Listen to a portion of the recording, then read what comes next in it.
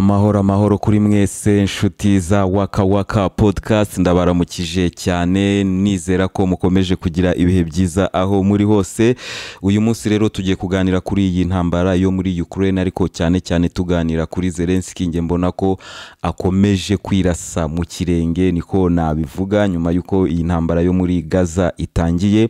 Uyu Zelensky rero akaba yarafashe uruhande cyangwa se agafata ijambo numva ko rishobora kugira ingaruka zikomeye kuri iyi ntambara, ariko turaza kuganirira hamwe n'ibyo amazemo iminsi, ingaruka birimo kugira ku rugamba ruri kubera muri Ukraine, cyangwa se bishobora kugira kuri urugamba ruri kubera muri Ukraine. Rero turakomeza tunareba naho iyi ntambara yo muri Ukraine igenda igirana isano n'ibiri kubera muri Gaza. Iyi ni Waka Waka podcast. Ndashimira cyane umufatanyabikorwa KDB, uruganda rwatuzaniye inzoga ziyubashye kandi ku giciro cyiza. Nkuko nabibabwiye, bafite vodka nziza cyane, bafite whisky nziza cyane, bafite amawine meza cyane, bafite n'izindi nzoga nziza cyane. Numva ko ari igihe cyo guhesha agaciro amafaranga yacu twinywera kuri ibi binyobwa bya KDB. Yes, rero nkuko twabiganiriye kuri Zelensky, murabyibuka inkunga ya mbere yahagaze yari y'igihugu cya Polonye bitewe na Zelensky uruhande yari yafashe. Nge numva ko abantu benshi bakomeje kuvuga ko Zelensky ameze nk'umwana watese niko yitwara. Uyu Zelensky rero ijambo yafashe muri UN n'uruhande yakomeje gusunikira Polonye kubamo, bikananira bikarangira bagiranye ikibazo, byatumye inkunga ya Polonye ihagarara. Kandi muzi ko iyi Polonye yarifatiye runini Ukraine. Ibyo rero ntabwo byarangiriye aho ngaho, ibintu byakomeje gukururana, ariko kuba Polonye yarahagaritse inkunga zayo byeretse abanyamerika ko iyi ntambara ari igihe cyo kuba batangira nabo gutera intambwe basubira inyuma, kubera ko nkuko twabivuze mu kiganiro cyashize, ibiri kugaragara mu bihugu biri gufasha Ukraine nuko ibihugu byinshi biri ku ruhande rwa Ukraine bigeze mu gihe cy'amatora. Igihe cy'amatora bagezemo ni igihe gikomeye cyane, kubera ko abaturage b'ibi bihugu intambara ya Ukraine uburyo yakomeje gutinda byatumye barambirwa ubwitange bari bagaragaje. Intambara igitangira bumvaga ari ibintu bigiye guhita birangira. Ibyo nabyo ndaje tubiganireho, tuganire ku mibare ari Amerika ndetse n'abafatanyabikorwa ba Ukraine bari bafite mu gutera inkunga Ukraine. So ibyo rero biragenda birambira cyane abaturage b'ibi bihugu, bibabera umutwaro ukomeye batazi ngo bazawutura ryari. Noneho bikaba biri no kugaragara ko intambara ishobora kumara igihe kirekire cyane. Ibi ngibi rero biratuma ibi bihugu byose bigiye kwinjira mu matora bigomba kugira aho byitandukanyiriza na Ukraine, bikagaragaza imigambi mishya yateza imbere abanyagihugu babo. Ibyo ngibyo rero ntibizashoboka igihe cyose aba baturage b'ibi bihugu bagisabwa kwitanga gufasha impunzi ziri muri ibi bihugu, leta zabo zigatanga amafaranga menshi cyane muri Ukraine. Ibyo ni ibintu bigiye guteza ikibazo gikomeye cyane muri iki gihe cy'amatora ari muri ibi bihugu byinshi. Mwarabibonye muri Slovakia aho byararangiye hamaze gutorwa umuntu ushyigikiye Uburusiya, umuntu utumva ibintu kimwe na Ukraine, unashinja Ukraine ibintu byinshi cyane. Akaba ari umuntu winjiyemo we avuga ko Ukraine yamaze igihe kinini cyane yica abantu muri Donbass, ibihugu byose bigaceceka kugeza Uburusiya bwiyemeje gutera Ukraine. Ibyo ngibyo rero ni ingaruka z'igihe kirambye cy'intambara. Ibi rero nari mbabwiye ngo turaje tubiganireho kuko nabyo nabitekerejeho. Nibaza imibare abanyamerika bari bafite kuba uyu munsi nabo batangiye guhagarika inkunga zabo. Nibaza kuba aba banyaburayi bose batangiye kumera nkaho batera intambwe zisubira inyuma. Icyo ngicyo cyatumye mbitekerezaho cyane, ariko nza kubona igisubizo cyacyo, kubera ko aba banyaburayi binjira na NATO binjira muri iyi ntambara ya Ukraine, bumvaga ko Putin n'Uburusiya bari buze gukoresha imbaraga z'umurengera. Noneho bikagaragarira isi ko Putin ari umuntu mubi cyane. Bumvaga ko Putin ari butangire akubita amabombe mu migi yose ya Ukraine, akica abaturage benshi ba Ukraine.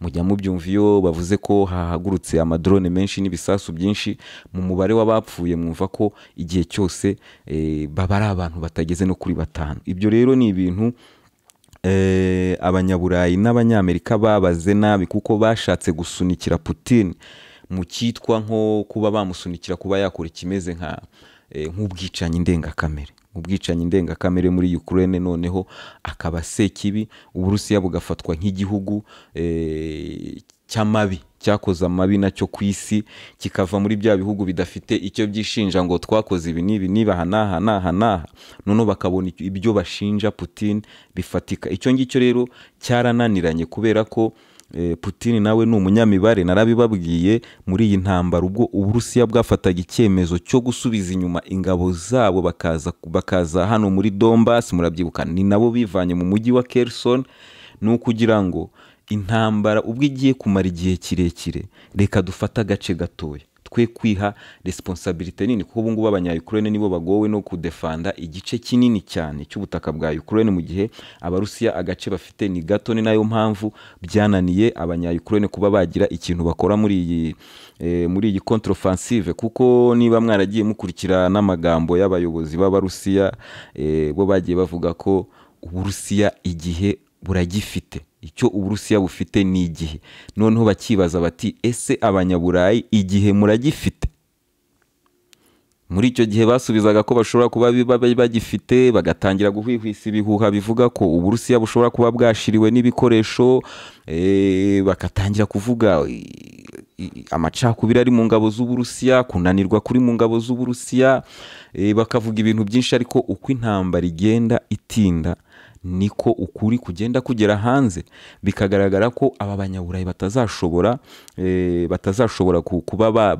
kuba baziba icyuho cya Polonye, bakaziba n'icyuho cy'abanyamerika. Ni ikintu gikomeye cyane, gikomeye cyane. Njye mbona ko ubu ngubu intambara yo muri Ukraine ahantu igeze ahantu ishobora kuba igiye kugana ku musozo, kubera ko ibi bihugu nibivamo Ukraine ikabura inkunga ibona, intambara izarangira mu gihe kitarenze icyumweru kimwe, nk'uko Donald Trump akunda kubivuga. So ibi byose rero bihura n'imibare abanyaburayi bari barabaze, bayibara nabi, kubera ko Putin nawe ari umustrateje ukomeye cyane, ni umuntu ugira imibare ikomeye cyane. Uko murabyibuka, aba nationalist mu Burusiya nabo ntibabyumvaga uburyo Uburusiya budakoresha imbaraga ndengakamere muri iyi ntambara. Muri kubona uburyo Israel irimo kubigenza muri Gaza, ubu buryo ntabwo ari bwo Putin yakoresheje muri Ukraine. Niyo mpamvu hangova itangiye kuba nyinshi mu baterankunga ba Ukraine. Elon Musk, murabyibuka, intambara igitangira yari umuntu ushakisha Putin. Uyu munsi ni umuntu uri gushinjwa kuba ku ruhande rwa Putin, ariko ibyo twarabisobanuye nabyo mu kiganiro cya Elon Musk. Mushobora kujya kuri Waka Waka mu biganiro byabanje mukacyumva. So ni ibintu nge numva ko OTAN n'abanyaburayi, cyangwa se abanyaburayi n'abanyamerika, bibeshyeho, kubera ko Putin yarababaze abona ko batazabishobora. Ikindi kigiye gukurikiraho mu bigiye kugenda bigaruka ni ubukene iyi ntambara irimo guteza Uburayi, kubera ko niba gaze y'Abarusiya barayibonaga kuri make, uyu munsi bakaba batari kuyibona. Hakaba hari ibintu byinshi cyane birimo kugenda bizamuka cyane, babonaga kuri make biturutse mu Burusiya, uyu munsi batarimo kubona. Ni ikintu Uburayi butangiye kubona ko busa n'ubwagambaniwe n'abanyamerika kugira ngo bupfukamishwe, bukomeze bupfukame imbere y'abanyamerika. Ibyo rero ni ibintu twaganiriyeho kuri Waka Waka mu biganiro byabanje, ni ibintu nagiye mbabwira bitaraba, nkababwira ati iyi ntambara ntabwo abanyaburayi n'abanyamerika bashobora kuyikomeza mu gihe kirekire, ntibishoboka. Naranabibabwiye, ndababwira ati murebe namwe mu Burusiya, ari ibifaru byabo bikomeye bita Armata ntabwo biragera muri Ukraine, baracyakoresha ibifaru byo mu gihe cy'Abasoviete. Ari indege zabo zigereranywa na F-35 ntabwo ziragera muri Ukraine, ntiziranahagurutswa zigana muri iyi ntambara. Bivuga ngo ibihugu byose byashyizemo kwifata, ariko Uburusiya burifata cyane. Mu kwifata cyane rero buranabara, bufata agace gatoya, buragenda za burende zo mu gihe cy'Abasovieti ntabwo zikeneye kwideplasa, baragiye barazicukurira ziratabye, ntabwo zigenda, icyo zikora zirarasa gusa. So ni ibintu natekerejeho, nza kubona ko igisubizo ari uko Putin yabaye umustrateje ukomeye cyane.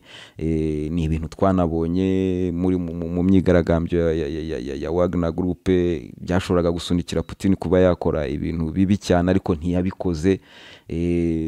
Twarabibonye ibyo bintu, ni ibintu bigaragara cyane. Niyo unarebye no muri Russia ukareba uburyo Putin ahandoringamo ikibazo cy'abayisilamu bari mu Burusiya, ni ibintu byananiye abayobozi bose bo ku isi, kubera ko mu Burusiya hari abayisilamu bahari, kandi ntabwo twumva ngo na Putin arabivuga, abasilamu bahari ni Abarusiya bakorera Uburusiya, nta bintu by'ubugambanyi babakekaho, nta bintu byo kubaperereza nka gutya baperereza hirya no hino ku bantu bakeka mu Burusiya. Ibyo ngibyo ntibibaho ku banyagihugu babo, kubera ko Putin ni umuntu uzi kureba kure, akareba ikintu cyatuma Uburusiya burushaho gukomera.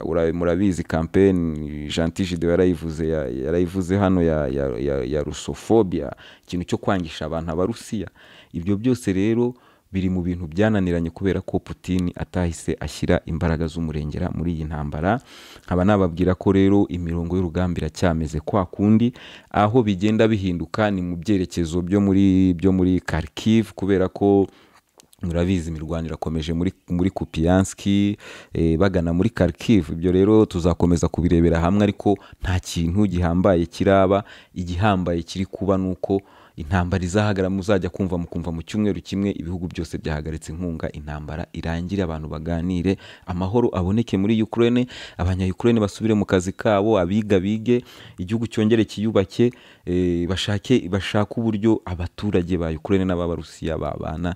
Nge numva ko aricyo kintu kigiye gukurikiraho, kuko naha ngaha muri Ukraine ni ibintu bitangiye kugaragara ko n'abanya-Ukraine batangiye kurambirwa iyi ntambara, kubera ko nkuko mubizi muri Ukraine haba ruswa ikomeye cyane. Hakomeje gufatirwa abasore benshi ku mipaka ya Ukraine, batanga amafaranga kuba bishinzwe ngo babatorokeshe, babambutse imipaka ya Ukraine bahungire mu bihugu by'Uburayi. Ibyo ni ibintu bikomeje kugaragara muri iki gihugu, so ni ibintu bikomeje kunanirana. Hakaba hari n'indi system Abarusiya bamaze gushyira mu ntambara, bakoresha radio, nibagiwe uburyo yitwa, ni Volga niki, ndaza kubireba uburyo yitwa, babyandikeho hano, ariko iyo radio iri guhamagarira abasirikari ba Ukraine gushyira intwaro hasi, ikababwira ko nibashyira intwaro hasi bari bube bafite amahirwe yo kuzongera guhura n'imiryango yabo, kuko bagambaniwe.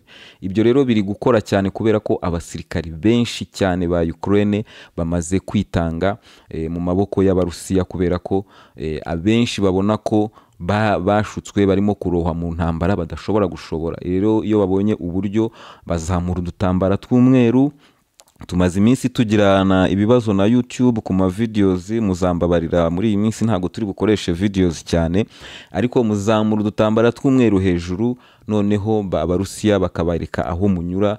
Ari nayo mpamvu amaze nago navuga ngo nugufatwa, bamaze gushyira imbunda hasi. Ni benshi cyane.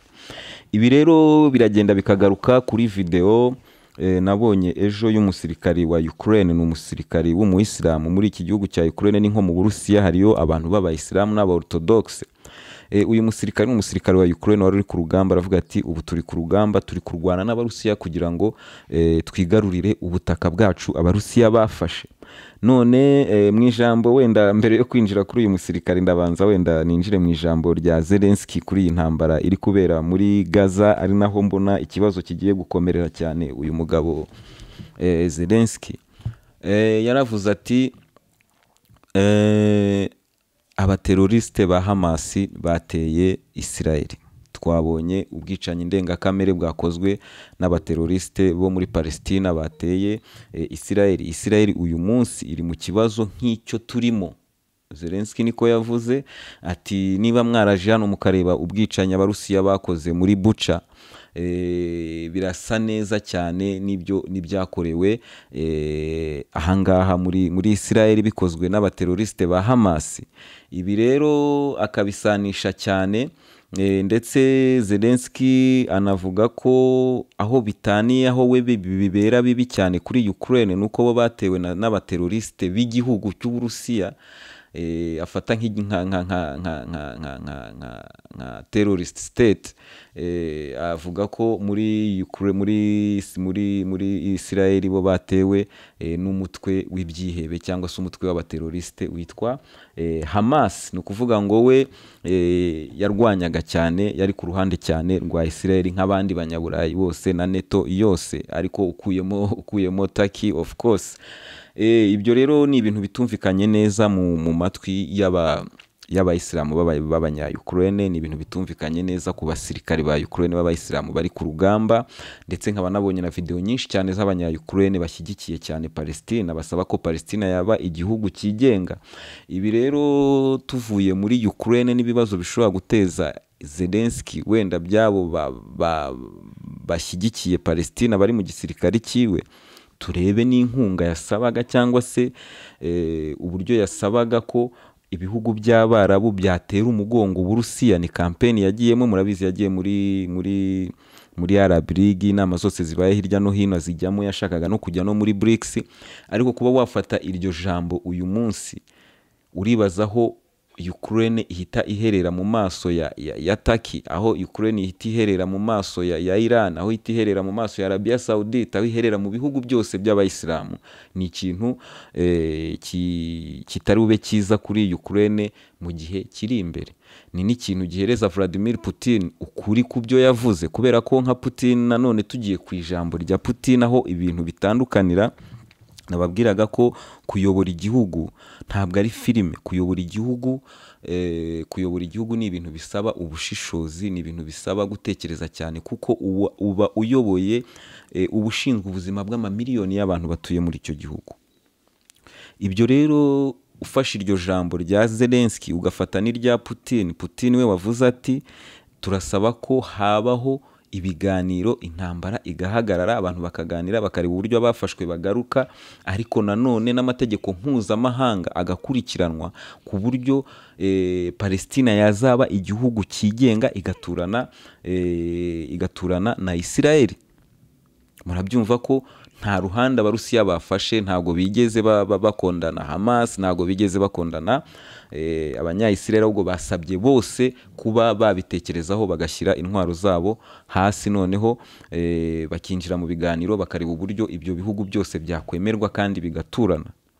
Anongeraho Vladimir Putin aravuga ati ndasaba leta ya Israel ndasaba leta ya Amerika kutivanga muri iki kibazo kiri kubera muri Gaza, kuko nkuko mwabibonye abanyamerika badeployinze amato yabo manini, hari n'andi arimo kuza ntago birarangira, atwaye indege nyinshi z'intambara za F-16, F-35 zose zamaze kwegerezwa ahangaha muri Gaza.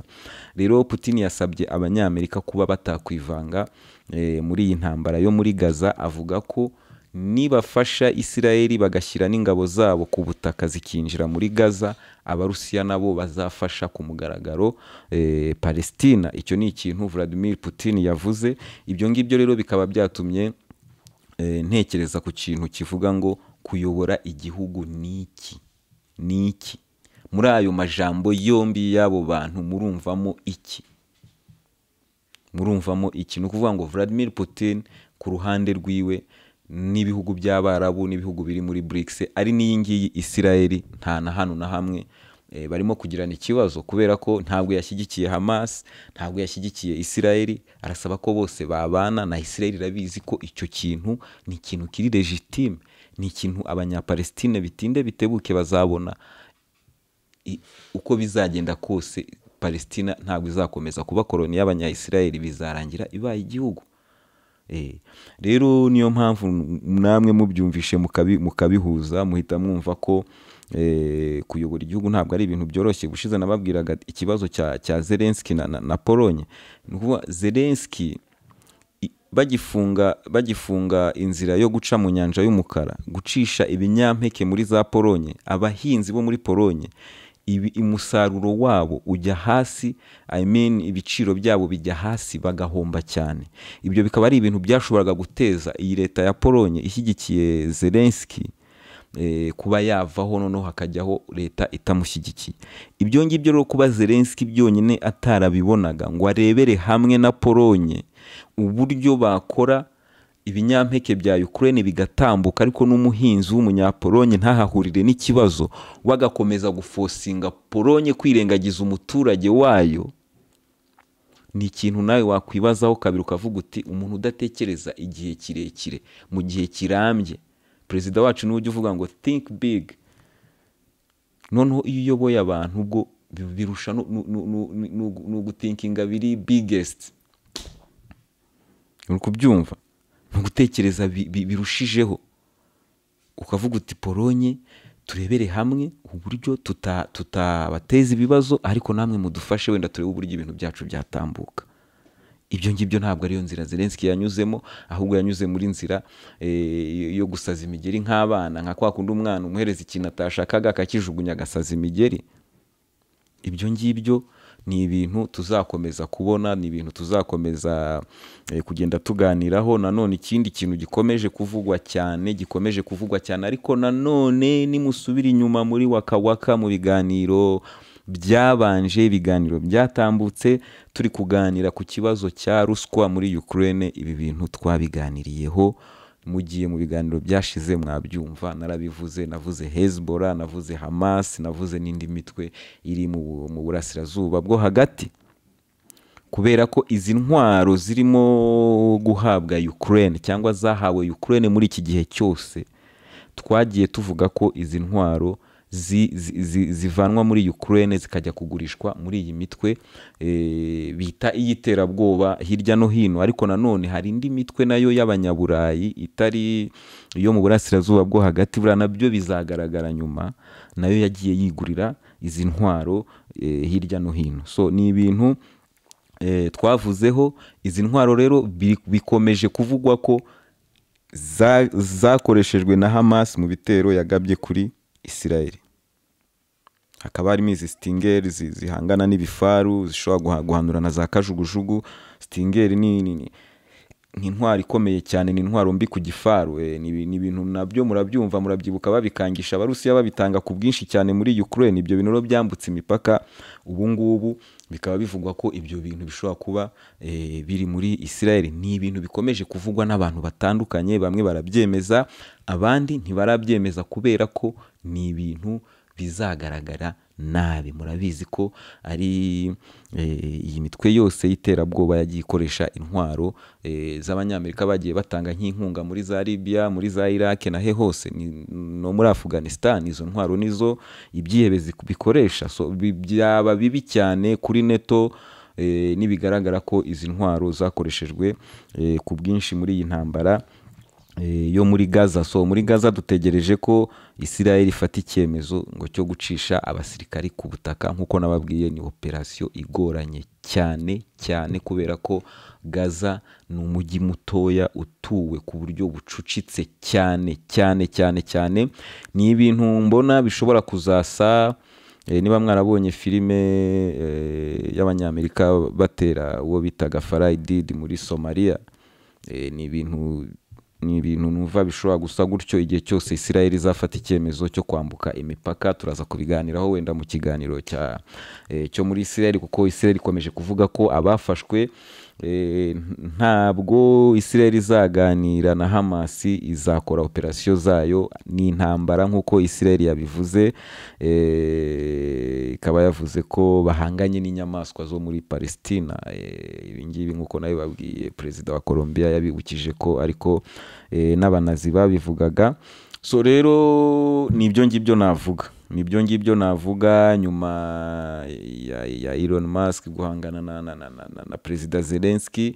Ubu ngubu noneho hiyongereyeho ibihugu by'Abarabu, kandi nk'uko mubizi Leta Zunze Ubumwe za Amerika zari zakoze deal na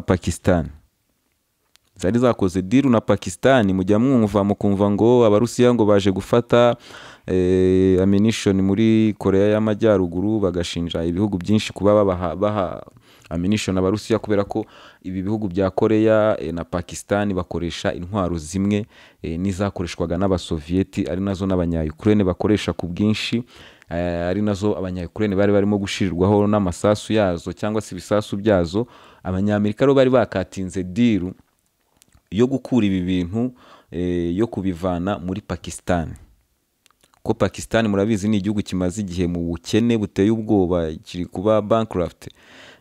Rero abanyamerika bafite uburyo badiringanye nabo, babakorera navuga iki, barabishingira muri IMF ihereza Pakistan inguzanyo, ariko Pakistan nawe yemera gutanga izo ntwaro n'amasasu n'ibisasu bishobora birimo koherezwa muri Ukraine, akaba ari byo Ukraine imaze iminsi irimo gukoresha. Iyi Pakistan rero nk'uko mubizi nayo iri mu bihugu biri ku ruhande rwa Palestine, of course ni ibintu byumvikana, so nugukomeza tukabireba.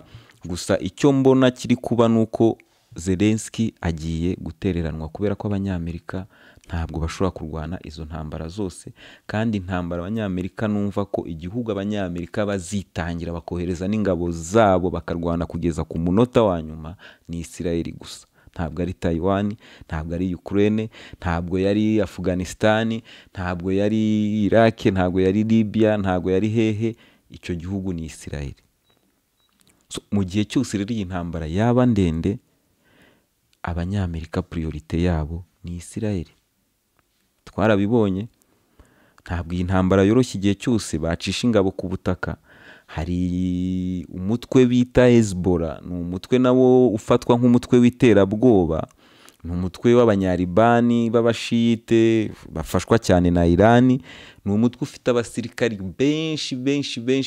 Niba uri kuri telefone yawe cyangwa se hejya muri YouTube yawe wandikemo Hezbollah, uraza kubona video zabo. Ni igisirikari kinini cyane cyatojwe ku rwego rwo hejuru, kandi gifite ubwitange burenze ku buryo nabo bashobora kwambuka imipaka ya Liban binjira muri Israel, ibintu bigafata indi ntera. Iran ikaba yabizamo, abanya-Arabia Saudite bakabizamo, Turkiya mwabibonye, Turkiya Erdogan yakamejeje. Nicyo gihugu muri NATO uyu munsi kitari kuvuga rumwe n'ibindi bihugu, kuko Erdogan ari ku ruhande rwa Palestina 100% nk'uko mubizi. Nubwo Iran ariyo ya mbere ifasha Palestina, ariko ibi bintu bijya binantangaza, binanyereka ko ibihugu by'abasilamu mu gihe kiri imbere bishobora kuziyunga, ikintu cy'abashite n'abasuni kikavaho, kuko Hamas na Palestina ni abasuni, mu gihe Iran ari abashite, ariko nibo ba mbere bafasha Palestina, bafasha Hamas. Rero n'ingi Hezbollah niyo ni y'abanyaribani, ariko ifashwa cyane n'abanya-Iran, kuko Hezbollah ni umutwe w'abashite urimo kurwana muri Syria, uri mu mitwe urimo gufasha cyane Assad. Mujya mubibona na Israel yarasheyo kenshi cyane, buriya ivuga ko yarashe ku birindiro bya Hezbollah. Ibyo rero ni ugukomeza tukaza kubireba, kubera ko abanyamerika nibafata icyemezo cyo gushyira ingabo zabo no gutanga ibikoresho muri Israel, cyane ibikoresho byo bamaze kubitanga, ariko kohereza ingabo zabo no kurwana ku mugaragaro, nk'uko Abarusiya babivuze ko nabo bashobora gutanga inkunga ku mugaragaro kuri Israel, aho ngaho hasiga Ukraine ahandi hantu hatari heza, kubera ko priority ni Israel. Akaba ari ibintu tugiye gukomeza gutega amaso. Umuturage wo muri Gaza ni umuturage wo gusengerwa. Umuturage wo muri Gaza w'umusivili nkanjye nawe uramutekereza ukavuga uti umuntu ushaka kwiciringira muri Gaza bimeze bite? Nta hantu na hamwe ho kwihisha, babakatiye amazi, umuriro, nta biryo byinjira, nta gaze. Ubuzima muri Gaza ubu ngubu bashobora kwihangana icyumweru kimwe, n'abashinzwe amavuriro bavuze ko bashobora kwihangana icyumweru kimwe cyangwa 2, ariko ibintu bigahita bibashirira igihe cyose Misiri yaba itarashobora kubagezaho inkunga nk'uko yabyemeye. Ni ibintu rero bikomeje kuba uruhurirane n'uruvange rw'ibintu tuzakomeza gukurikirana. Imyigaragambyo yo gushyigikira abanyapalestina irakomeje ku isi yose, muri Amerika, mu Bwongereza, ahantu hose nko muri Amerika hari igice gishyigikiye Israel, hari igice gishyigikiye Amerika, nako gishyigikiye Palestina, nabo ni benshi cyane. Nugukomeza tukabikurikirana, ariko tunasengera cyane umuturage w'umusivili nkanjye nawe uri muri Palestina, kubera ko Palestina kugira ngo byorohera abanya-Israel gukora operasiyo yabo bizabasaba gukora amarorerwa, ibintu bihambaye cyane. Namwe muribaza kubona minisitiri w'igihugu ashyiraho amashusho y'irimbura ry'imijyi, arimbura imijyi. Ni ibintu bitangaje, binateye ubwoba, ku buryo uribaza ukavuga uti Israel ni igihugu gifite uburenganzira burenze ubw'ibindi bihugu, gifite uburenganzira bwo gukora ibyo gishaka cyose. Biteye ubwoba n'agahinda. Tuzakomeza tubiganire. Iyi ni Waka Waka podcast rero, nongere nshimire cyane KDB, abafatanyabikorwa bacu bakomeje kudufasha kugira ngo Waka Waka bikomeze kugenda neza.